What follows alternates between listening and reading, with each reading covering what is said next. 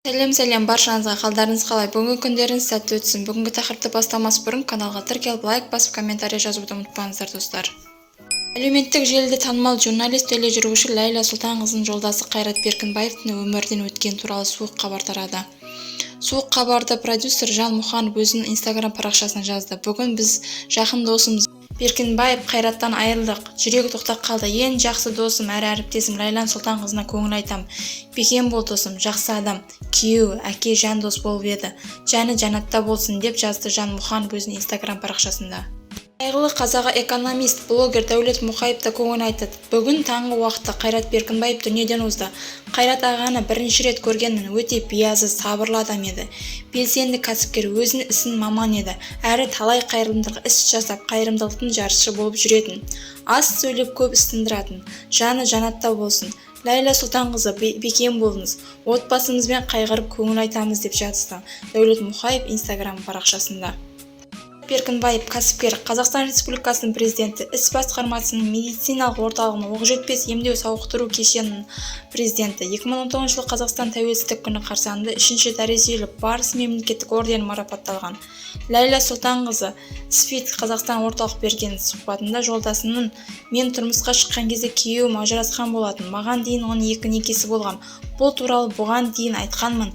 Жасырмадым. Бұл тағдыр. Тұрмысқа шыққан кезде күйеуім алдыңғы некеден балалар болды. Кіші қызы 5 жаста, үлкен ұлдар жасөспірім болды. Балалардың жанына жарақат салмау үшін мен қоғамдық өмірімді көрсетпейтін болдық. Бұл дұрыс шешім болды. Балаларымыз өсті, олармен жақсы араласамыз. Құдағидың барлығымен танимын, деді Ләйла Сұлтанқызы. Біз де Ләйла Сұлтанқызына қайғырып көңіл айтамыз, бекем болыңыз. Балаларыңыздың өмірі ұзақ болсын. Солардың қызықшылығын көруді сізге жазсын Алла. Өмірі жасыңыз ұзақ болсын. Ләйла Сұлтанқызың желі қолданушыларда көңіл айтты. Алла ескерсін, иманды болсын. Балалармен шетте жүрген еді, қиын болған екен. Алдынан жарылқасын деп жазды желі қолданушылар. Қайрат Шәкірұлы 1965 жылы Созақ ауданында дүниеге келген. 2007 жылдан бастап 2011 жылға дейін Оңтүстік Қазақстан облысы мәслихат депутаты болып сайланған. 2011 жылдан бастап Қазақстан Республикасының президентінің іс басқармасы жүйесінде қызмет атқарып келеді. 2019 жыл тәуелсіздік күніне орай 3-ші дәрежелі барыс ордені мемлекеттік наградасымен марапатталған еді.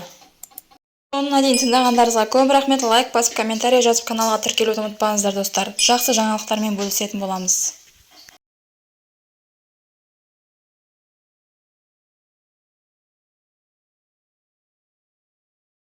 Сәлем достар, қалдарыңыз қалай? Бүгінгі күндеріңіз сәтті өтсін. Достар, бірінші каналға тіркеліп, лайк басып, комментарий жазуды ұмытпаңыздар. Әнші Төреғали Төреәлінің екінші қарындасы да неке қиып ұзату тойға қызу дайындық үстінде. Неке қию рәсімінің әдемі фото видеоларын әнші кенже қарындасы өз парақшасына жүктеп, бүгін қасиетті жұма күні Алла алдындағы ақ некеміз қию бұйырыпты. Үлгілі отбасы болуды, салихалы ұрпақ тәрбиелеп өсіруді Алла нәсіп етсін. Сіздің разылығыңыз Алланың разылығы. Ұлы дала баласының қарындасы қазір әлеуметтік желіде өте белсенді блогерлердің бірі. Жуырда ғана Европада ғашықпен бірге саяхаттап келген арудың неке қию кезіндегі махрға не сұрағаны көпшіліктің қызығушылығына тудырды. Алайда иман махрға динада не қалайтын емес, күйеу баланы не алып беруге ниетте екенін сұрапты. Ал әзірге ол қандай сыйлықты айтқанын блогер құпия ұстауды жөн көреді. Айтпақшы, Дина мектепте бітірген соң жоғарғы оқу орнына түспеген. Мектеп бітіргеннен кейін бірден жұмыс істеп кеттім. 4 жыл бір мамандықты оқып, кейін айлыққа жұмыс істегім келмейді. Қазір шүкір таңдаған жолыма, өміріме ризамын дейді әншінің қарындасы. Блогер ару Қызылорданың келін атанбақ. Қазір ұзату мен тойға қызу дайындық үстінде жүрген сылқым көптің жасырған ғашығын ұзату түрін көрсетпек. Көрімдік жинауға ниетте екенін айтты. Оған өзінің оқырмандары әртүрлі пікір жазылуда. Бетін ашпай, табалдырғаттама неке қию деген қызық екен осылардың. Той алдында бірінші Алла үйіне бата алады. Түсінген адам түсінеді, білмейсіңдер, не болса соны жаза бермеңдерші. Бақытты болсын. Осылар мектепті бітіре сала күйеуге тиеді екен. Қазіргі заманда білімсіз, қалай тойсыз, беті ашылмай неке қияды, түсінбеймін деп әртүрлі пікірлер жазылуда. Бізде Төреғали Төреәлінің қарындасына тек қана бақыт тілейміз. Соңына дейін тыңдағандарыңызға көп рахмет. Лайк басып, комментарий жазып, каналға тіркелуді ұмытпаңыздар достар.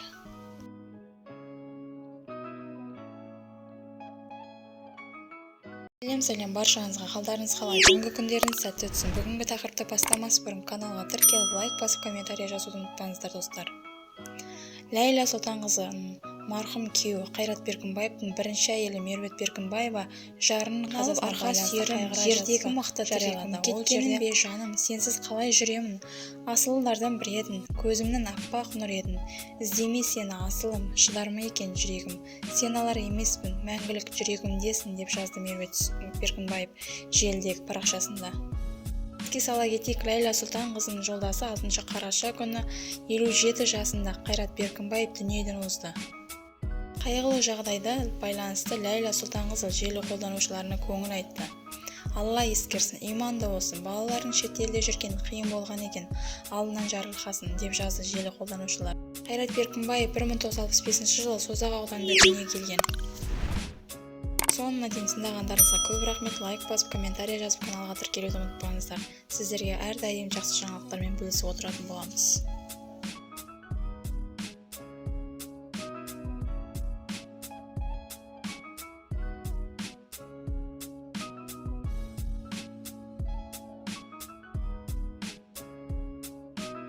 Сәлем баршаңызға, қалдарыңыз қалай? Бүгінгі күндеріңіз сәтті өтсін. Бүгінгі тақырып Әли Оқапов. Оны бастамас бұрын каналға тіркеліп лайк басып комментарий жазуды ұмытпаңыздар достар. Әли Оқапов әлеуметтік желіде жанұясын жасырын ұстайды. Көпшілікке келіншегін көрсетпейді. Жеке өмірі жайлы жақ ашпайтын әнші неліктен мұндай ұстанымды таңдағанын түсіндірді. Естеріңізге сала кетейік, Әли Оқапов пен Асыл тобының солисі Ақерке Бүркітбай 2022 жылы шаңырақ көтерген еді. Бірақ жұлдызды жұп әлі күнге дейін отбасылық құпияны ұстап келе жатыр. Тіпті жеке парақшасына түскен фото видеоларını салмайды. Көпті қызықтырған дәл осы сауалға алғаш рет әріптесіне Динара Сұлтанға жауап берді. Жеке өмір мен үшін ең маңызды нәрсе, өткен барлығы да жанұядан басталады.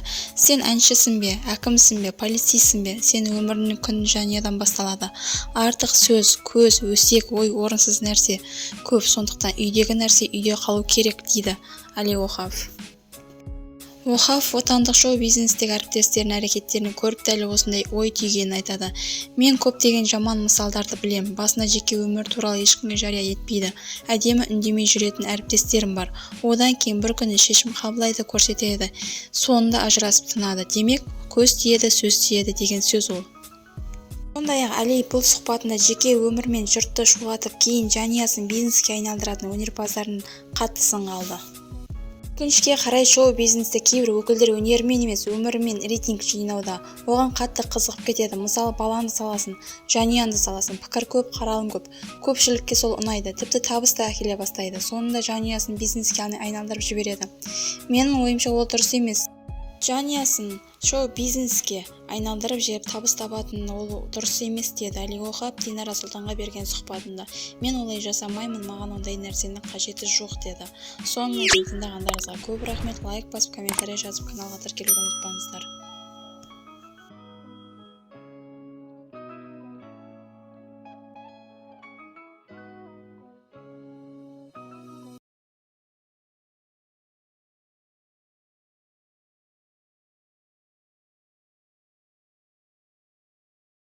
Сәлем баршаңызға, қалдарыңыз қалай? Бүгінгі күндеріңіз сәтті өтсін. Бүгінгі тақырыпты бастамас бұрын каналға тіркеліп лайк басып комментарий жазуды ұмытпаңыздар достар. Кеше ғана көрсете жас жігіттің қабағын жарып, маңдайының қанын сорғалатқан Төреғали Төрәлі әрекетіне әлі де қызу талқыланып жатыр. Атышулы әнші бұған дейін бірнеше рет халықты дүрліктіргенін жұрт жақсы біледі. Басы даудан арылмайтын Төреғали алғаш рет 2016 жылы Шымкентте шу шығарған. Ол аталған өңірдің кілем фабрикасын тыныс тіршілігін танысып, кейін отандық өндіріс орнына алған әсерімен бөлісу үшін жергілікті тілшілерді сұхбат бермек болды. Бірақ камера алдында өзінше болып келген әртіске сол жердегі журналист қолыңызды түсіріп сұхбат беріңізші деп өтінеді. Бірақ Төреғали Төрәлі ол сөз жақпай қалды. Атышулы өнерпаз тілші қызға дөрекі сөйлеп сұхбат беруден бас тартады. Оның бұл әрекетін продюсер әкесі жақтап, сендерді бұнда кім кіргізді деп журналистерді шығарып жүрген болатын. Анығында ол журналистер облыс әкімдігінің баспасөз қызметіне арнайы шақыртумен барған. Кейін даулы видеоның ғаламтор желісіне тарап, халық Төреғалидің әрекетін қатты сынға алған еді. Оны бүкіл елге масқаралаған журналист қызға әнші төмендегі өлең жолдарымен жауап берген еді. Журналист қыз, жөніңді біл, бос сөзбен былғамай көңілді бол. Бір сәтте өте шығар өмірді бір, өз қолым өзім тырысып, өзім ұятым. Журналист қарындасым, жөніңді біл. Сен емес көңілімді күйрететін, сыйластық өз-өзіңді сыйлық ететін, үйретпей үйренбеген дүниемді, әкем мен анашым бар үйрететін деп өлеңдерін айтқан болатын. Өзін ұлы дала баласы деп атайтын Төреғали жұрт арасында жанжал бұнымен шектелмеді. 2017 жыл желтоқсан айында Павлодарда өткен ән кешінде ерсі қылығымен ел назарына тағы да өзін аударды. Аты шулы әнші жеке концертіне келген егде жастағы ер адаммен ерегісіп сахнадан оған директі сөздер сөйлеген болатын. Тіпті қарияға қатты сөздерін айтып залдан шығып кетуін талап еткен. Бұл концертте таспаланған бейнежазба бірден интернетке тарап халықты қайтадан ашуландырған еді. Кейін аталған даулы оқиғаға қатысты Төреғали былай деп ақталды. Үлкен кісіге олай сөйлегім келген жоқ. Ол кісіні көрсем міндетті түрде кешірім сұраймын. Ол кісі де менен кешірім сұрайтын шығар деп ойлаймын. Бір кісі келіп менен маңдайымнан соғып, мен бар 10 күн соқсам бәрібір мен кінәлі болады екенмін. Мүмкін мен өзгеруім керек шығар. Мен оған тырысамын. Қолдауларыңызға рахмет. Сіздер жазықсыз жазғырмаңыздар мені. Мен ақ кінәлі болай, мен көтеремін.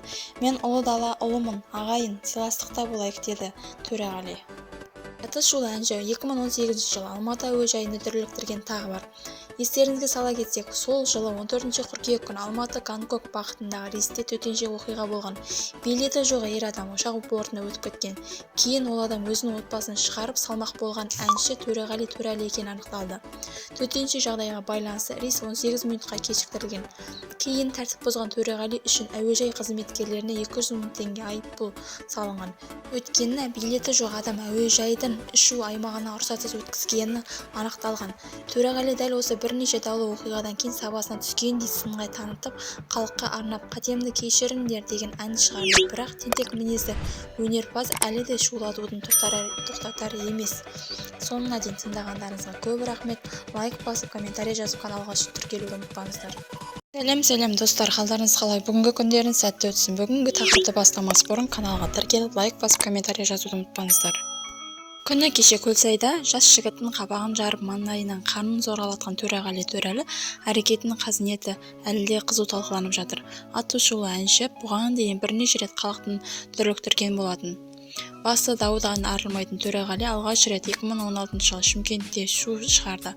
Ол аталған өндірген кілем фабрикасының тыныс-тіршілігін танысып, кейін отандық өндіріс орнын алған әсермен бөлісу үшін жергілікті тілшілермен сұхбат бермек болады. Бірақ камера алдында маңғаздана келген әншінің тұрысына ерсі көрінсе керек. Сол сәтте журналист қолыңызды түсіріп сұхбат беріңізші деп өтінеді. Бірақ Төреғали Төреәліне ол сөз жақпай қалады. Аты шулы өнерпаз тілші қызға дөрекі сөйлеп сұхбат беруден бас тартады. Оның бұл қылығын продюсер әкесі жақтап, сендерге мұнда кім шақырды деп түсірілім тобын шығарып жүреді. Анығында журналист облыс әкімінің баспасөз қызметін арнайы шақыртумен барған. Кейін даулы видеоны ғаламтор желісіне тарап, халық Төреғалидің әрекетіне қатысты сынға алған еді. Өзін бүкіл елге масқаралаған журналист қызға әнші төмендегі өлеңдер жолдарын жауап берген еді. Журналист қыз, жөніңді біл, бос сөзге былғамай көңілді бол. Бір сәтте өте шығар өмірді бір, өз қолым өзім тұрсым, өзім ұятым. Журналист қарындасым, жөніңді біл. Сен емессің көңілімді күйрететін, сыйластық өз-өзіңді сыйлық ететін, үйретпей үйренбеген дүниемді әкем мен анашым бар үйрететін деп өлеңдерін шумақтап жеткізген болатын. Өзін ұлы дала баласы деп айтатын Төреғалидің жұрты арасындағы жанжал бұнымен шектелмеді. 2017 жылдың желтоқсан айында Павлодарда өткен ән кешінде ерсі қылығымен ел назарына тағы да өзін аударды. Аты шулы әнші жеке концертіне келген егде жастағы ер адаммен ерегісіп сахнада оған дөрекі сөйлеген, тіпті қарияға қатты сөздер айтып залдан шығып кетуін талап еткен. Шулы концертте таспаланған бейнежазба бірден интернетке тарап, халықтың қайтадан ашуына тиген болатын. Кейін аталған даулы оқиғаға қатысты Төреғали былай деп ақталды. Үлкен кісіге олай сөйлегім келген жоқ. Ол кісі көрсе міндетті түрде кешірім сұраймын. Ол кісі деген менен де кешірім сұрайды деп ойлаймын. Бір кісі келіп мен маңдайымнан соқса, мен оның барып 10 күн соқсам, бәрібір мен кінәлі екенмін ғой. Мен өзімді өзгеруім керек шығар. Мен тырысам. Қолдауларыңызға рахмет. Сіздер де жазықсыз жазғырмаңыздар. Мен ақ кінәлі болай, мен көтеремін, мен ұлы дала ұлымын, ағайын. Сыйластықта болайық деді Төреғали. атышулы әншінің 2018 жылы Алматыда әуежайын дүрліктірген тағы бар. Естеріңізге сала кетсек, сол жылы 14 қыркүйек күні Алматы-Гонконг бағытындағы рейс төтенше оқиға болған. Билеті жоқ ер адам ұшақ бортына өтіп кеткен. Кейін ол адам өзінің отбасын шығарып салмақ болған әнші Төреғали Төреәлі екені анықталды. Төтенше жағдайға байланысты рейс 18 минутқа кешіктірілген. Кейін тәртіп бұзған Төреғали үшін әуежай қызметкерлері 200 мың теңгеге жуық айыппұл салынған. Өйткені билеті жоқ адам әуежайдан ұшу аймағына рұқсатсыз өткізгені анықталған. Төреғали дәл осы бірнеше даулы оқиғадан кейін сапасына түскендей сынай танытып, халықты арнап "Қатемді кешіріңдер" атты әнін шығарды. Бірақ тентек мінезді өнерпаз әлі де елді шулатқанын тоқтатар емес.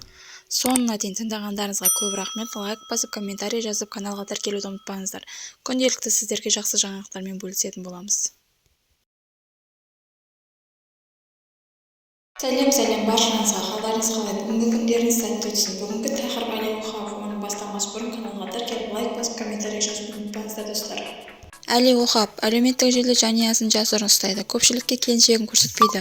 Жеке өмірі жайлы жақ ашпайтын әнші неліктен мұндай ұстанымды таңдағанын түсіндірді. Естеріңізге сала кетейік, Әли Оқапов пен Асыл тобының солисі Ақерке Бүркітбай 2022 жылы шаңырақ көтерген еді. Бірақ жұлдызды жұп әлі күнге дейін отбасылық құпияны ұстап келе жатыр. Тіпті жеке парақшасына түскен фото видеоларына салмайды. Көпті қызықтырған дәл осы сауалға алғаш рет әріптесіне Динара Сұлтанова жауап берді. Жеке өмір мен үшін ең маңызды нәрсе, өйткені барлығы да жанұядан басталады. Сен әншісің бе, әкімсің бе, полицейсің бе, сен өміріңнің күні жанұядан басталады. Артық сөз, көз, өсек, ой орынсыз нәрсе көп, сондықтан үйдегі нәрсе үйде қалу керек, дейді Әли Оқапов. Оқапов отандық шоу-бизнестегі әріптестерінің әрекеттерін көріп дәл осындай ой түйгенін айтады. Мен көптеген жаман мысалдарды білемін. Басына жеке өмір туралы ешкімге жария етпейді. Әдемі үндемей жүретін әріптестерім бар. Одан кейін бір күні шешім қабылдайды, көрсетеді. Соңында ажырасып тынады. Демек, көз тиеді, сөз тиеді деген сөз ол. Сондай-ақ Әли бұл сұхбатында жеке өмір мен жұртты шулатып, кейін жанұясын бизнеске айналдыратын өнерпаздардың қатты сынға алды. Өкінішке қарай шоу-бизнесте кейбір өкілдер өнерімен емес, өмірімен рейтинг жинауда. Оған қатты қызығып кетеді. Мысалы, балаңды саласын, жанұянды саласын, пікір көп, қаралым көп. Көпшілікке сол ұнайды, тіпті табыс та әкеле бастайды. Соңында жанұясын бизнеске айналдырып жібереді. Менің ойымша ол дұрыс емес. Жанұясын шоу-бизнеске айналдырып жіберіп табыс табатын ол дұрыс емес, деді Әли Оқапов Динара Сұлтанға берген сұхбатында. Мен олай жасамаймын, маған ондай нәрсенің қажеті жоқ, деді. Соңына дейін тыңдағандарыңызға көп рахмет. Лайк басып, комментарий жазып, каналға тіркелуді ұмытпаңыздар.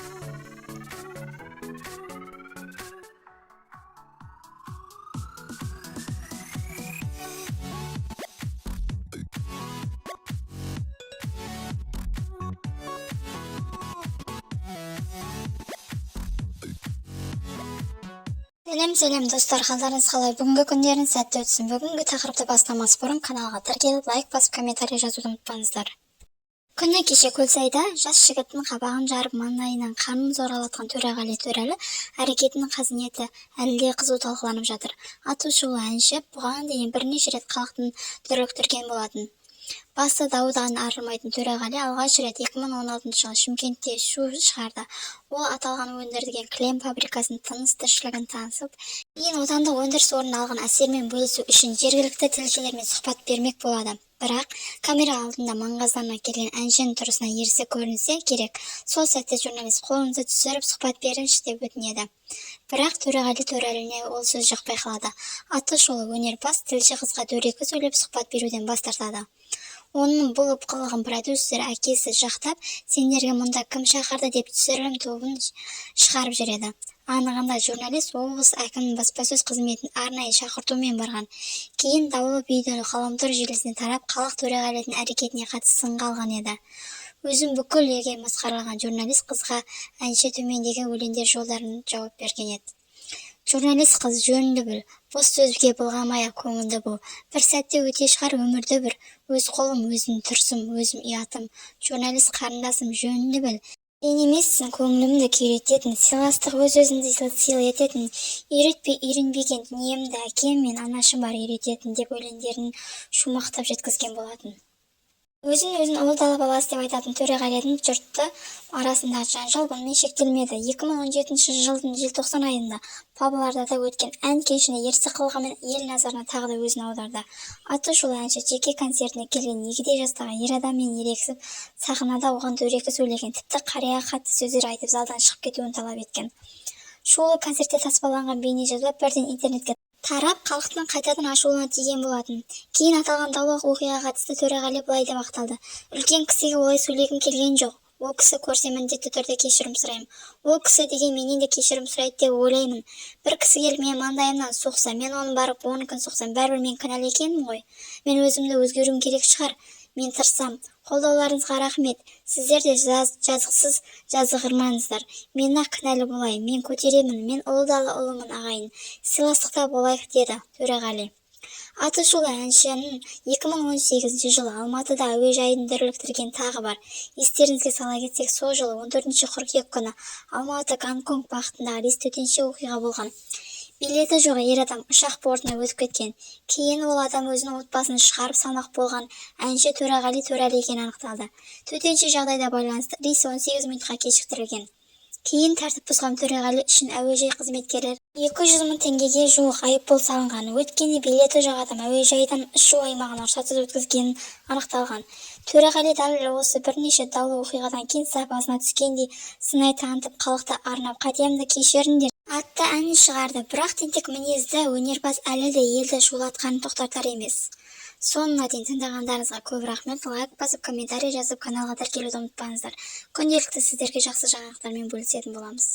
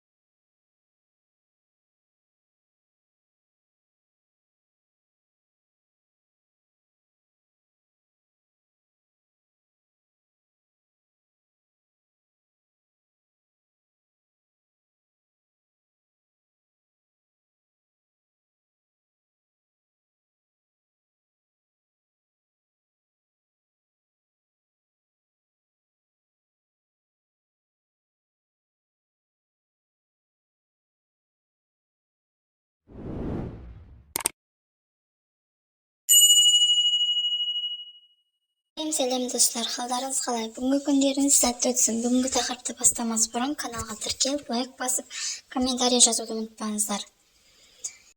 Қайтыс болды. Желіде әнші Жігер Ауыпбаев туралы шұғыл ақпарат тарады. Санаулы сағат бұрын Жігер Ауыпбаев қайтыс болды. Сұмдық жаңалық әлеуметтік желіде қолданушыларды шошытты. Бүкіл ғаламторды дүр сілкіндірді. Видеода танымал әнші бақилық болған жайлы анық жазылған. Интернет кеңістігіне Жігер туралы жан түршілік ақпарат бірнеше YouTube арнасы жарыса жариялады. Шұғыл, Жігер Ауыпбаев қайтыс болды, дәл қазір болды, ешкім аман қалмады. Өзі жайлы жағымсыз хабарды Жігер де естіді. Әнші желіні шулатқан жаңалықты өзі отырған ұшақта мониторын көріп шошып кеткенін айтады. Мына жерде қарап отырсам шұғыл хабар деді, қайтыс болды деп айтыпты. Құрсын, мынау не хабар, мені құтыла алмай жүрген біреу бар ма? 3 күн бұрын салыныпты, Алла сақтасын деді ренжіп Жігер Ауыпбаев өзінің парақшасында. Ауыпбаевтың алдындағы уақытта сотқа жүгінбеу әзірге белгісіз, бірақ өзі жайлы жаман хабар таратқан адамдарға жазба қалдырды. Не дейміз енді? Біреуге өлім тілегенше өзінің өмір тіле демей ме? Солай емес, ондай хабарды таратпаңыздар, құрсын. Жаман жаңалықтар жердің астында болсын деп жазады. Алайда Жігер бұл жаңалықтың жалған екенін жеке парақшасында жариялаған болатын. Желіде бұл бірнеше рет шұғыл ақпарат тарады. Айта кетейік, әлеуметтік желіде мұндай адам шошырақ ақпарат аз емес. Мәселе осыдан біраз уақыт бұрын Мөлдір Әуелбекова жол апатынан қайтыс болды туралы деген хабар тараған еді. Алайда әнші Бикеш бұл жаңалықтың жалған екенін жеке парақшасында жазған болатын. Соңына дейін тыңдағандарыңызға көп рахмет. Лайк басып, комментарий жазып, каналға тіркелуді ұмытпаңыздар.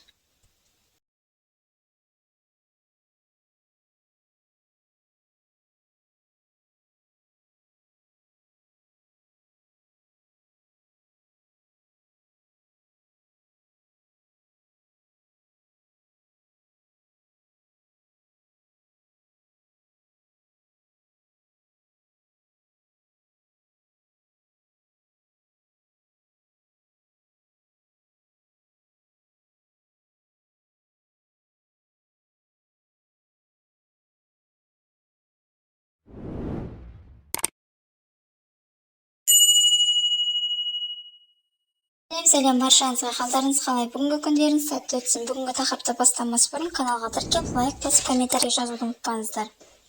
Желіге жас кезінде видеосын жүктеген Қарақат елге жақпай қалды. Инстаграмда 20 жастан асқан кездегі бейне жазбаны салған Қарақат қазнетке қызу талқыланып жатыр. Әншінің ескі таспадағы табиғи болмысын көрген көпшілік қазір қатты өзгерген айтты. Желіге жүктелген сәтте бірден жұрт назарына іліккен видео осыдан 20 жыл бұрынғы, яғни 2002 жыл түсірілген екен. Әлгі роликте жап-жас Қарақат дастархан басында ән айтып отыр.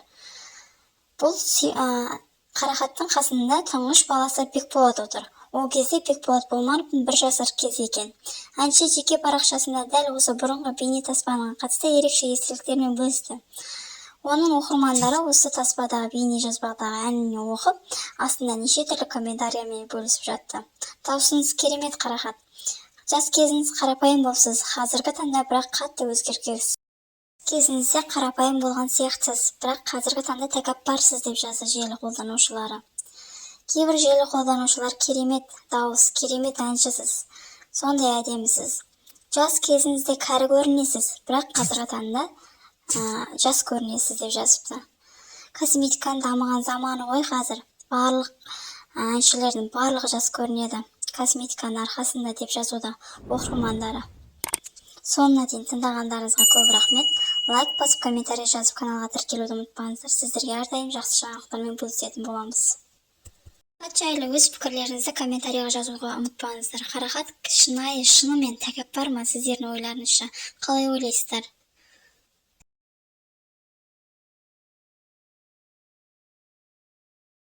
Сәлем баршаңызға, қалдарыңыз қалай? Бүгінгі күндеріңіз сәтті өтсін. Бүгінгі тақырыпты бастамас бұрын каналға тіркеліп, лайк басып, комментарий жазуды ұмытпаңыздар. Қазақстандағы танымал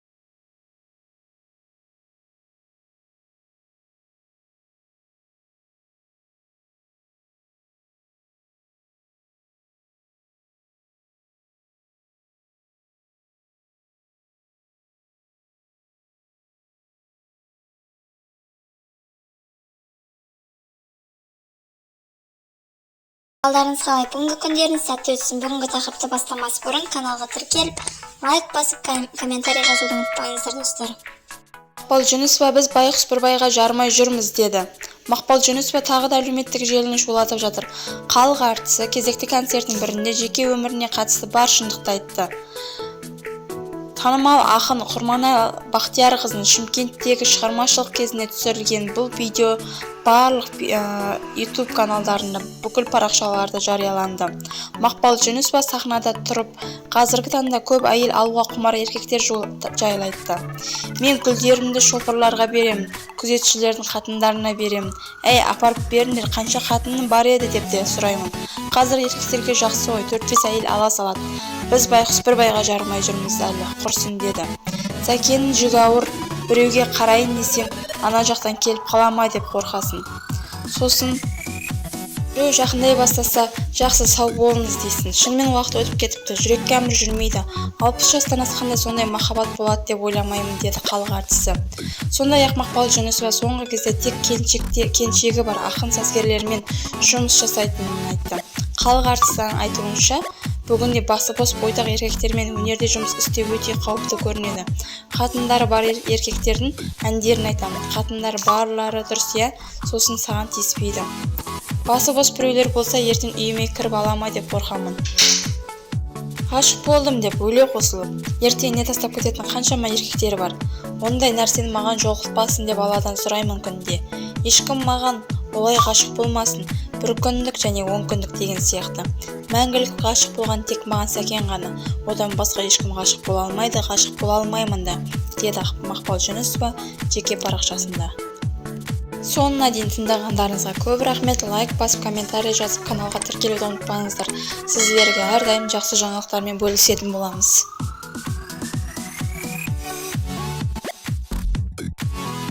Сәлем баршаңызға, қалдарыңыз қалай?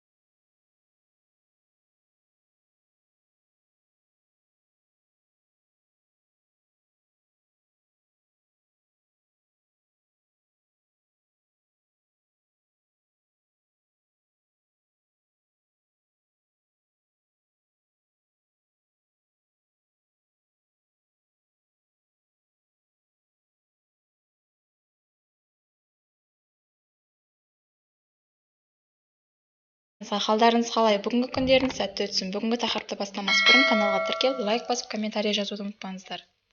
Мадина Сатуақызова ақша қай жерде бар? Әртістер сол жерде деп өзінің шынайы бет-пердесін ашты. Әнші Мадина Сатуақызова бүкіл шоу-бизнес жұлдыздарының шынайы бет-пердесін шешті. Әлеуметтік желіде тараған бейнежазбада ол әртістер тек ақшаға бар жерде ғана жүретінін ашық айтқан. Оған әртүрлі оқырмандары пікір жазуда. Ой, осы әншілер пандемия кезінде біреуін үні шықпай қалып еді, енді жарқырап шыға келді. Ешкімге пайдасы жоқтар. Рас қой, енді біз сияқты қара халықтың не қылсын, өздері қайда шыққандарын ұмытып кеткен шығар. Осыларды қазақтың еркек қыздары бетке ұстары деп жүрміз ау. Осылардың күйеулері қайда қарайды, ата-енесі бар емес пе, тіпті балалары ше. Тәрбиелері осы ма? Видеоны не үшін түсіріп отыр? Өздері масқаралау үшін бе? Ұятай, онсыз да халық біледі ақша үшін барлық жерге баратындарын. Біреу тойып секіреді, біреу тонып секіреді деп бекер айтпаған атам қазақ. Жырқылдап ақша қайда бар, біз де сонда тұрамыз деп абыройларын төгіп отыр. Адами қасиеттерден жұрдай болып бара жатсыңдар. Әншілер, ұятсыздар. Ақша дей бермей бала бақсаңдаршы. Ертеңгі күні ұлына не деп айтасың? Неге мен жалғызбын десе, атырауға барып, ақша қуалаумен қолым тимеді дейсің бе? Деп әртүрлі пікірлер жазылуда. Соңына дейін тыңдағандарыңызға көп рахмет. Лайк басып, комментарий жазып, өз пікірлеріңізді жазып кетуді ұмытпаңыздар. Каналға тіркеліп кетіңіздер.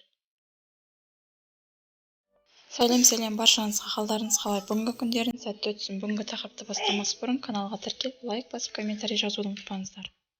Гүлмира деген ұлмын деп еркек шора әнші қызға сырға салынды. Әлеуметтік желі арқылы танылған әнші Гүлмира Ізбасқанова тұрмысқа шығатынын мәлім етті. Оған сырға салынды. Бриллиант әпкелерден бриллиант сырға құтты болсын. Көктемде ұзатыламын деп жазды әнші. Оның тұрмысқа шығатынына кейбіреулер сенбей жатса, енді біреулер бақыт тілеп жатыр. Гүлмираның ұзатылам деген естіген оқырмандар әртүрлі пікір жазылуда. Бақытты бол, Құдайым ұзағынан сүйіндірсін, аман бол, әнші қыз, ән айтуды ұмытпа. Әрине, әрбір қыздың бақытты болу хақысы бар. Бақытты бол, Гүлмира. Қосағымен қосағыр, махаббатың мәңгілік болсын деп тілек жаудыруда. Гүлмираның дауысы керемет. Еркек шора қыз сияқты болғанмен, анасы екеуін ән айтқаны маған ерекше ұнайды. Тойларды көремін. Әр әндерін тыңдап жүремін. Бақытты болсын, баянды болсын. Ән айтуды ұмытпа, тұрмысқа шыққанымен, бала шағалы бол деп жазды оқырмандары.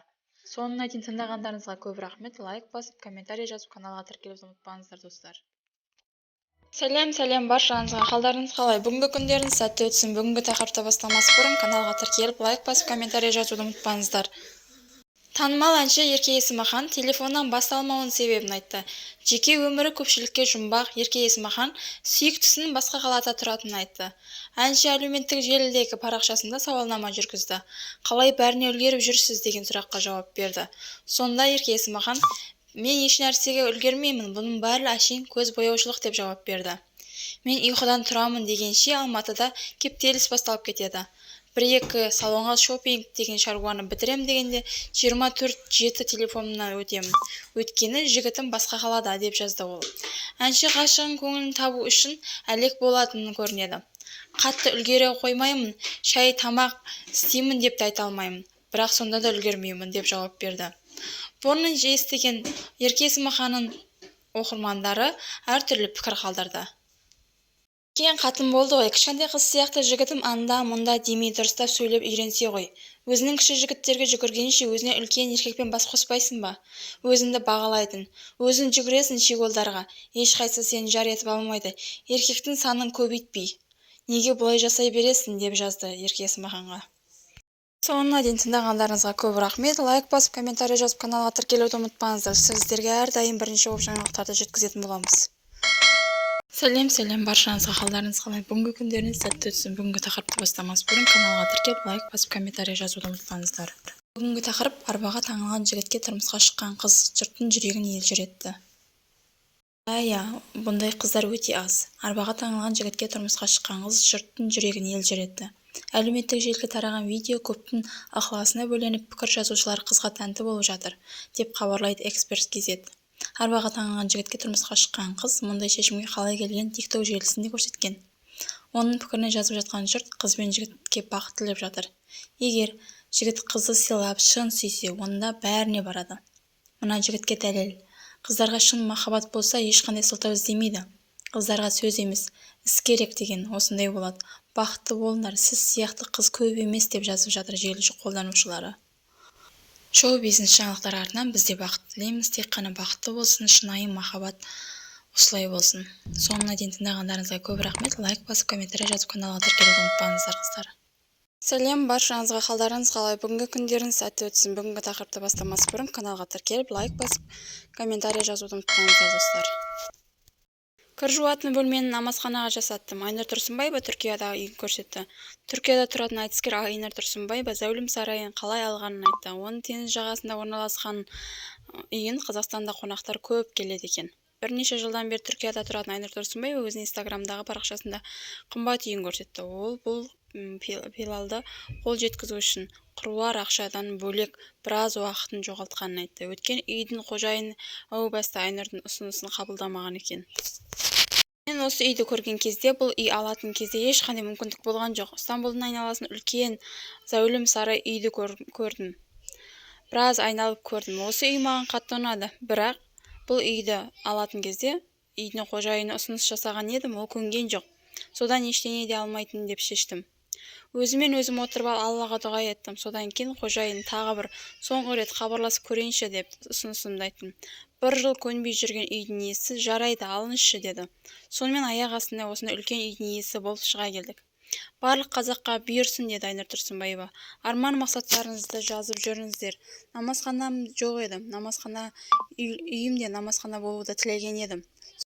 Менің арманым үйімде намазхананың болған тілегенмін. Сол арманыма қол жеткіздім. Мен осы үйді алған кезде кір жуатын бөлмені намазхана етіп жасаттым. Ал мына қазақи бөлмені аптасына кемінде 3-4 рет Қазақстаннан қонақтар келеді. Күнде қонақ болады бізде. Күнде ет асу, Қазақстанның бауырсақтарын күнде пісіріп жүремін. Өзімнің қолымнан шығады. Арнайы Қазақстан келген қонақтарды осы қазақи бөлмеде күтетін болам. Қазақи бөлмеде Қазақстанның иісі мүңкіп шығып тұрады, деді Айнұр Тұрсынбаева өзінің Instagram парақшасында. Айнұр Тұрсынбаева бұл видеоны көрсету себебі өзінің оқырмандарына армандауды үйретіп жатыр. Себебі армандаңыздар, армандар орындалады. Мен де бұл нәрсеге оңайлықпен жеткен жоқпын. Армандадым, сол арман мақсатыма жету үшін әрекет жасадым. Сіздер де сол әрекетке жетіңіздер деп өзінің Инстаграмдағы ақыл кеңесін айтты. Соңына дейін тыңдағандарыңызға көп рахмет. Лайк басып комментарий жазуды, каналға тіркелуді ұмытпаңыздар. Армандаңыздар, армандар орындалады. Арманыңызға жету үшін әрекет жасаңыздар.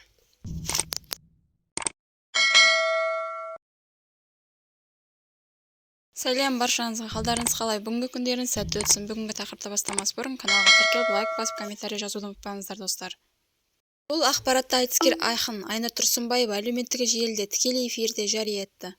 Сүйінші ағайын, Айнұр Тұрсынбаева медсант құрбылармен бірге әнші Кенжебек Нұрдолайдыға 3 бөлмелі пәтер сыйлайтын болды, деп жазды әлеуметтік желіде парақшада. Айнұр Тұрсынбаеваның қаржылай көмегіне баспанаға қол жеткізген Кенжебек Нұрдолдай есімді зағип жігіт музыкаға құштар, өнерпаз, ерекше вокалдық қабілетке ие. Бүгінгі жастар арасында өте танымал. Оны «Шоколад» атты әнімен TikTokта трендте тұр. Айта кетейік, Кенжебек Нұрдолдай Қарағанды облысының тумасы. Дүниеге келген сәттен бастап көзі көрмейді. Оған көру жүйесінің атрофиясы диагноз қойылған. Әнші жігітке баспана сыйлаған Айнұр Тұрсынбаева енді Түркияда кәсіпкер досымен бірге оның қос жандарын ота жасатуға жоспарлап отырғанын жеткізді. Кенжебек, келуге дайынсыз ғой, иә? Маманды бірге алып кел. Маманмен бірге Түркияға кел. Ұшаққа билетін мен өз мойыма алайын. Түркиядағы толық шығынды төлейді. Емделуге мүмкіндік бар. Операция жасайды десе, бәрін Сетжан мырза өз мойнына алып жатыр, деді Айнұр Тұрсынбаева Instagram парақшасында. Соңына дейін тыңдағандарыңызға көп рахмет. Лайк басып, комментарий жазып, каналға тіркелуді ұмытпаңыздар. Әрқашан жаңалықты бірінші осы каналдан көріп отыратын боласыздар. Сәлем баршаңызға, қалдарыңыз қалай? Бүгінгі күндеріңіз сәтті өтсін. Бүгінгі тақырыпты бастамас бұрын каналға тіркеліп, лайк басып, комментарий жазуды ұмытпаңыздар, достар. Жарасымды жұп Ақбота Нұрдың жас әншімен түскен видеосы елді қызықтырды. Актриса әнші Ақбота Нұр Сейдмағамбет жас әріптесі Әділет Жауғашармен түскен видеосы әлеуметтік желіде тарап кетті. Желі қолданушылары екеуінің арасында сезім бар ма екен деп қызығушылық танытып жатыр. Сүйгені үшін күйді Әділет Жауғашар, деп жазды Ақбота Нұр.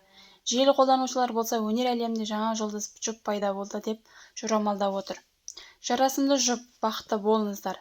Бота десе бота, Әділет екеуі үйленсе жақсы болар еді, отбасылы болады. Күштісін-ай, бақытты болсын. Керемет жұп, екеуі жарасады. Мына жігіт саған ғашық, бір-біріне ұқсайды екесіңдер. Керемет жұпсыңдар. Ақботаның алдыңғы жұбайымен бағы ашылмады, енді екіншімен бағы ашылып кетсе жақсы болар еді. Әлеуметтік жерде Ақбота Нұрдың өзінің оқырмандары Ақбота Нұрға тек қана бақыт тілеп, осы екеуі бірге жарасымды жұп екенін айтуда. Екеуі қосылып үйленсе екен, балдарына әке болса жақсы болар еді, деп жазылуда. Соңына дейін тыңдағаныңызға көп рахмет. Лайк басып, комментарий жазып, каналға тіркелуді ұмытпаңыздар. Соңғы жаңалықтарды біздің каналдан көріп отыратын боласыздар.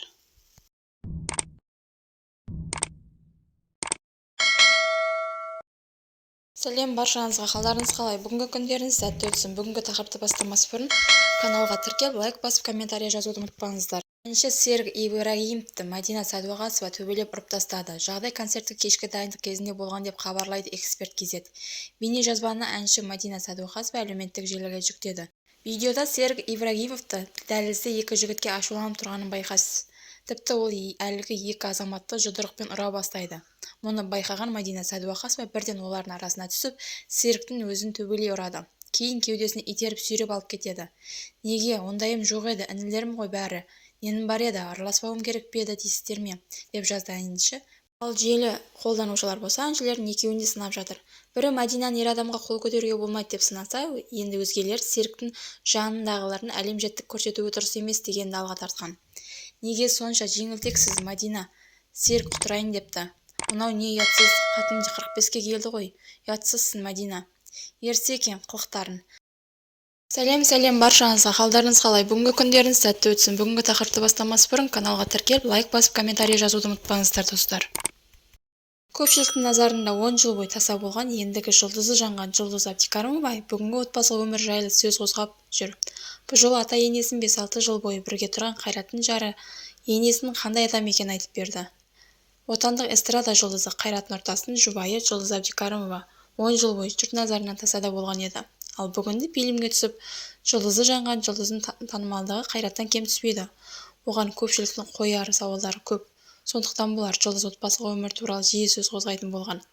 Бұл жолы ене инструменті туралы айтты. Актриса кезінде күнде таңертең нам пісіргенін айтты. Мен енемнің келін тәрбиелеуінің өзіндік стилі бар. Ата енемнің қолында 5-6 жыл тұрдым. Пістім десем де болады. Орамал тағып сәлемін салып таңертең ерте тұрдым. Есік алдын сыпырдым демеймін, бірақ ыстық нанымды күнде таңда пісіретінмін. Ұрпақ әкеліп ата-ана атандық.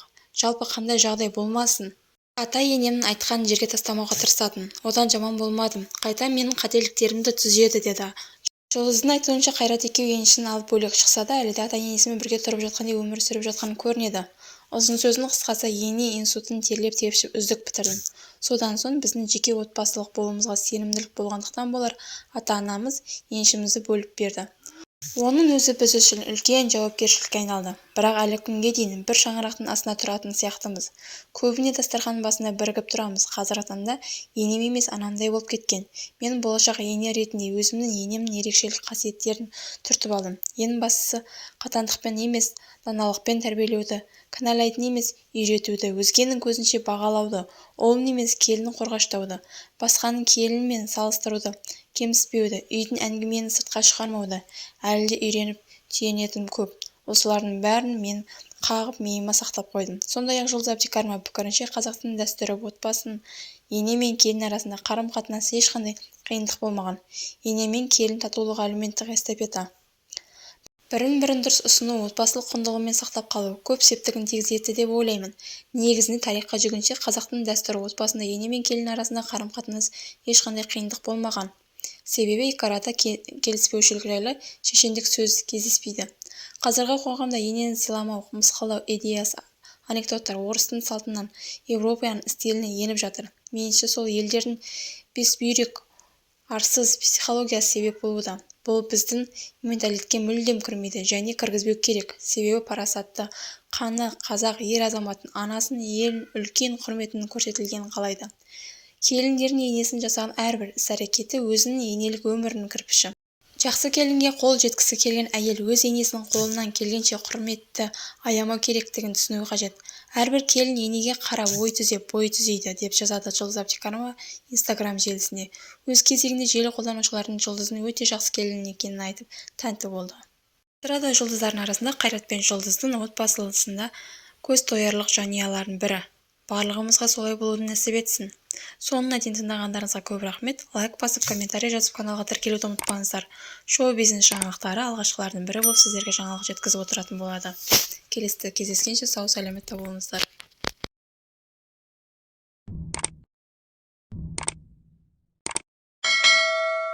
Сәлем баршаңызға, қалдарыңыз қалай? Бүгінгі күндеріңіз сәтті өтсін. Бүгінгі тақырыпты бастамас бұрын әдеттегідей каналға тіркеліп, лайк басып, комментарий жазуды ұмытпаңыздар, достар. Бірінші жаңалықтарды шоу-бизнес жаңалықтардан еститін боласыздар. Ол үшін каналға тіркеліп алыңыздар. Қырғызстаннан Қайрат Нұртастың сыңары табылды. Иә, естігеніңіздей сыңары табылды. Қалай дейсіздер ғой?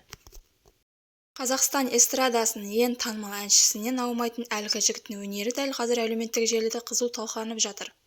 Ғаламторда кең тараған бейнежазбада қырғыз өнерпазы Қайрат Нұртастың жеке әнін «Байқа» атты әнін тойға нақышымен келтіріп шырқап тұрғанын аңғаруға болады.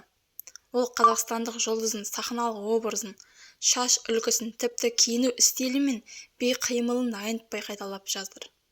Жазылған пікірлерге зер салсақ, ол Жанболатов Эрниз есімді айыр-қалпақты ағайынның әншісі екен. Бұл жігіттің аты Эрниз, талантты жігіт екен, красавчик деп жазған видео авторы Қайрат Нұртастың әнін айтып, әрі қылығы мен қимылын қайталаған қырғыз өнерпазын желіде жұрттың бір мақтаса, кейбіреулер даттады. Шашын өсіргеннің бәрі Қайрат Нұртас болды ғой. Қайраттан ауымайды екен. Қайрат Нұртастың жас кезіне ұқсайды. Ән айта берсе Қайрат сияқты танымал болады. Осындай нүктесіз еліктейтіндерді жиіркенішті, жиіркенем олардан.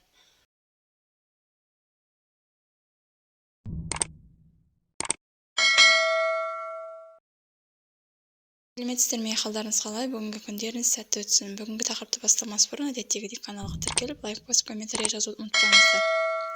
Мейрамбек Беспаев әртістердің шегіртке дейтіндерге жауап берді. Әлеуметтік желіде әр қадамын салып отыратын өнерпаздардың халықтың жиі сөз естиді. Ел алдында жүрген шоу-бизнес өкілдері түрлі пікір жазатын жұрттың әрекеті Мейрамбек Беспаевтың ашуына тисе керек, ол жеке парақшасына арнайы жауап берді. Дәл қазір Мейрамбек Беспаев отбасымен Дубайда демалып жүр. Шет елге саяхаттаған Музарт тобының солисі желі қолданушылары түрлі жағымсыз жазбалар қарша оратқан көрінеді. Ол өзіне кереғар пікір білдірген көпшілікке пост арнапты. Мақтанбашы, осылардікі өмір, шегірткелер, жалғыз сен емес шығарсың, Дубайға барған. Тойғаннан секіріп жүрсің ғой, қойсаңдаршы осындайларында. Ішкен жегендердің қыдырғандарын сала бересіңдер осыларақ. Жұртыл қазақ. Жүріңдер сол ақшаны шетелге шашып, сен бармасам ПТУ өтпей қалатындай, деп жазбағандарға бүкіл әлемді шарлау жазсын, деді Мейрамбек Беспаев өзінің Инстаграм парақшасында. Соңына дейін тыңдағандарыңызға көп рахмет. Лайк басып, комментарий жазып, каналға тіркелуді ұмытпаңыздар. Шоу-бизнес жаңалықтары сіздерге әрқашан бірінші болып жаңалықтарды жеткізіп отыратын болады. Ол үшін каналға тіркеліп, қоңырау белгісін басып қойыңыздар. Келесі кездескенше сау болыңыздар. Сәлем баршаңызға, қалдарыңыз қалай? Бүгінгі күндеріңіз сәтті өтсін. Бүгінгі тақырыпты бастамас бұрын каналға тіркеліп, лайк басып, комментарий жазуды ұмытпаңыздар. Өнер адамдарының қолынан бизнес жасау келмейді, деді Айнұр Тұрсынбаева. Айтыскер ақын Айнұр Тұрсынбаева өнердегі әріптестеріне қатысты пікір білдірді. Оның айтуынша, өнер азаматтарының бизнеспен шықпайды. Бұл туралы Айнұр Тұрсынбаева Инстаграм желісінде тікелей эфир кезінде айтты. Онда айтыскер ақын Зағип әнші Кенжебек Нұртолаевмен тілдесіп оған 3 бөлмелі пәтер сыйлады. Әңгіме барысында ол мұндай қадамға Кенжебектің алаңсыз шығармашылықпен айналысуына жағдай туғызу үшін барғанын жеткізді. Оның айтуынша, өнер азаматтарының көбіне ақшаны емес, бірінші орынға шығармашылықты қояды. Өнерде жүрген адамдар ақшаны, бизнесті ойлай алмайды. Өнерде жүрген адамдар бизнесмен болғанын көрген жоқпын. Олардың қолынан келмейді. Өнерде жүрген адамдар бойында тек қана тазалық, өнерге деген адалық бар, деді Айнұр Тұрсынбаева Инстаграм желісінде тікелей эфирде. Оны естіген желі қолданушылар пікірлерін аямай жазды. Өнер адамдардың жан дүниесі бөлек болады, өте дұрыс айтасыз. Бизнес деген ол қиын нәрсе. Осы кісіні көрсем болды, түлкіні көрген сияқты болам. Сөзі мен ісі бір-біріне қарама-қарсы сияқты. Сенің қолынан келе ма не? Не деген жаман пікір жазасыздар? Жамал ойлансаңыздар болады ғой. Мейрамбек Беспаевтан басқаларын өнер адамдар деп айта алмаймын. Кілегей, өңкей, алаяқтар жүрген жандар болар, деп әртүрлі пікір жазуда. Соңына дейін тыңдағандарыңызға көп рахмет. Лайк басып, комментарий жазып, каналға тіркеліп, қоңырау белгісін басып қойыңыздар. Сәлем баршаңызға, қалдарыңыз қалай? Бүгінгі күндеріңіз сәтті өтсін. Бүгінгі тақырыпты бастамас бұрын каналға тіркеліп, лайк басып, комментарий жазуды ұмытпаңыздар, достар. Шоу-бизнес жаңалықтары сіздерге әрқашан бірінші жаңалықты жеткізетін болады. Жанар Айжанова әзілкеш Марат Достаевты сөзбен суалып қойды. Белгілі әнші Жанар Айжанова көптің көзінше әзілкешке Мұрат Достановтың аузына құм қойды. Көпшілік осы сәтті ұзақ күткен бе? Әйтеуір әншінің бұл әрекетіне қатты риза болып отыр. Бейнежазбада әлеуметтік желіде тарады. Видеода Жанар Айжанова мен Марат Жайдарманның әзіл кешінде қазылар алқасында қатарында отырғанын байқайсыз. Жүргізуші Есен Елеукен екі команданың ойын шеберлігіне қатысты сөз бергеннен кейінгі Марат Достаевтың сынын Жанар Айжановаға ұнамай қалған болу керек. Әнші әріптесінің әзілмен қағып аузына құм қойды. Неге өзінше болып отырсың, Марат? Маған мен туралы әзіл айтқан ұнайды. Базардан 1000 кісі өзін таныған адамнан сәлем береді, деді. Жігіттер екеуміз тура әзіл қосқан екен, әдемі, демек біз оны ұмытқан жоқ деген сөз бұл. Рахмет сіздерге, жігіттер. Жанар Айжанова бұл әрекетіне жұрт қатты риза болды. Тіпті қолдау жақсы пікірлер тоқтаусыз жазуда. Жанар әпкемізге рахмет, түсінігі мол, бетке айтады. Әзіл қабылдай алмасақ қазылар алқасында неге отыр, алып тастау керек Маратты. Әйтеуір бір адам осы сөзді айтты-ау. Жарайсыз Жанар Айжанова, сізді қолдаймын. Жас кезінде өзі де осылай әзілде отырған еді, неге өзінше болып отыр бұл Марат, деп жазды желі қолданушылары. Соңына дейін тыңдағандарыңызға рахмет. Өз пікірлеріңізді комментарияға жазуды ұмытпаңыздар және каналға тіркелуді ұмытпаңыздар. Басқа да достарыңызға таратып, каналдың дамуына үлес қосыңыздар. Рахмет сіздерге.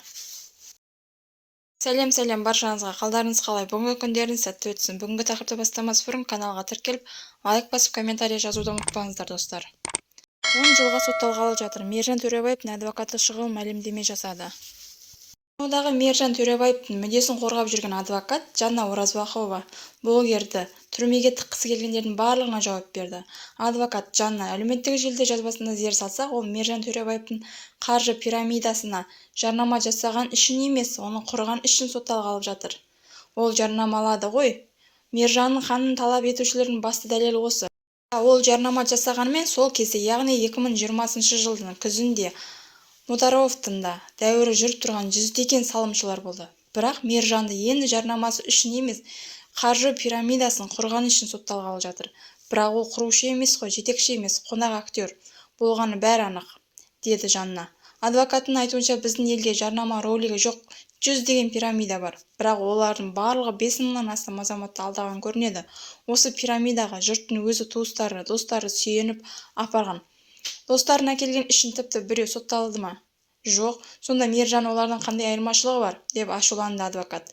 Оның айтуынша, егер адамдар Мержан жазалағысы келсе, оны қаржы пирамидасын жарнамалады деп жазалаңыздар. Яғни блогер айыппұл салу керек. Ол кезде есептейді барлығын. Тағы да қайталаймыз. Енді Мержан сотталғалы жатыр. Оны таза 10 жыл күтіп тұр. Жарнамасы үшін емес, ұйымдасқан қылмыстық топ үшін құрамында пирамидан құрған үшін сотталғалы жатыр. Бірақ ол пирамидан құрған жоқ. Ол жарнама жасады тек қана. Бірақ ол компанияның Мержанға дейін құрылып жақсы жұмыс істеп тұрғанын барлығымызға белгілі ғой, деді қорғаушы адвокаты. Соңына дейін тыңдағандарыңызға көп рахмет. Лайк басып, комментария жазып, өз пікірлеріңізді комментарияға жазуды ұмытпаңыздар. Каналға тіркеліңіздер. Шоу-бизнес жаңалықтарды сіздерге алғашқы болып жаңалықтың бәрін жеткізіп отыратын болады.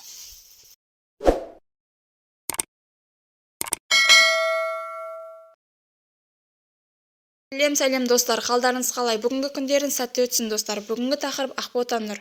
Әнші және актриса Ақбота Нұр оқырмандардың бірі Instagram парақшасында екінші рет тұрмыс құруға қалай қарайтынын сұраған. Өнер иесі жұпсыз өмір сүрудің бақытсыздық еместігін айтты. Желі қолданушылардың бірі актрисадан екінші рет тұрмыс құруға ойыңыз бар ма деп сұрады.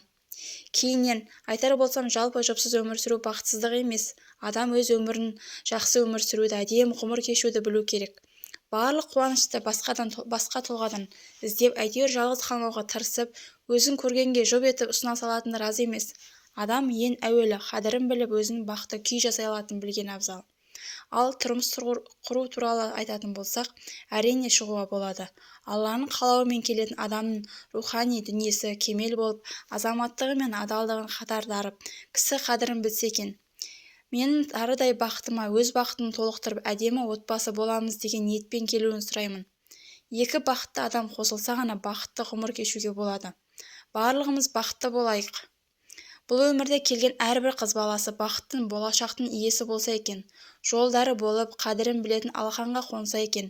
Себебі сол алақанда болады, ары қарай ата-ананың орнын басады, сипайды, қорғайтын, қолпаштайтын сол алақанға сеніп қонады, өзін аманаттайды. Өз жұртынан жырақтап кете барады қыз деген. Қыз деген барлығымыз бақытты болуға лайықтымыз. Екінші рет тұрмыс құруға қорықпаңыздар. Тек біз бақытқа лайықтымыз, деді Ақбота Нұр Instagram парақшасында.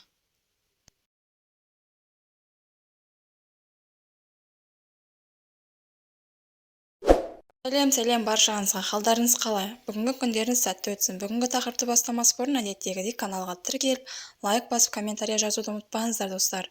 Бірінші жаңалықтарды шоу-бизнес жаңалықтардан еститін боласыздар. Ол үшін каналға тіркеліп алыңыздар. Қырғызстаннан Қайрат Нұртастың сыңары табылды. Иә, естігеніңіздей сыңары табылды. Қалай дейсіздер ғой? Қазақстан эстрадасының ең танымал әншісінен аумайтын әлгі жігіттің өнері дәл қазір әлеуметтік желіде қызу талқыланып жатыр. Ғаламторда кең тараған бейнежазбада қырғыз өнерпазы Қайрат Нұртастың жеке әнін «Байқа» атты әнін тойға нақышымен келтіріп шырқап тұрғанын аңғаруға болады.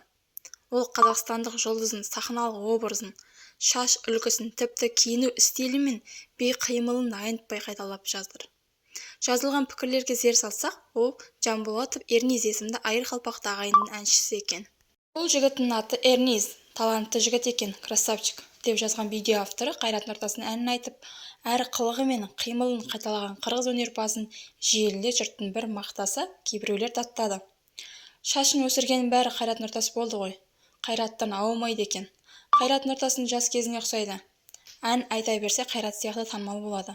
Осындай нүктесіз еліктейтіндерді жиіркенішті, жиіркенем олардан.